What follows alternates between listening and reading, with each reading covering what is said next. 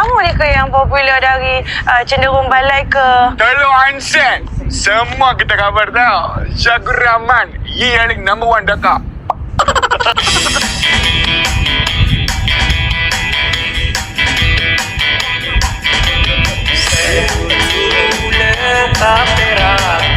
Ya, itulah dia Libang Libu koma. Lorak Perak.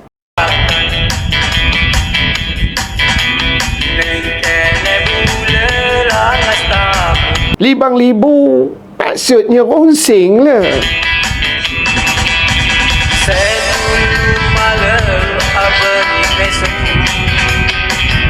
Fikiran tu rasa bercelaru, rasa kelang kabut.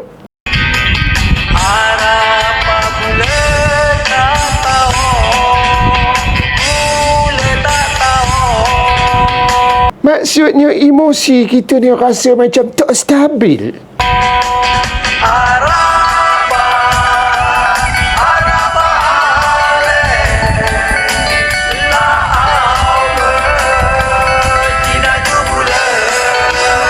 Rasa resah, gelisah dan rasa terganggu. Itulah dia Libang Libu. Panah berbenar kamu. Libang Libu dibuatnya. Itulah contoh ayat Libang Libu. Yang bahayanya Libang Libu ni dia boleh menjadikan tekanan kepada kehidupan kita. Dan kalau dia berlarutan, dia akan menyebabkan kita rasa anxiety disorder.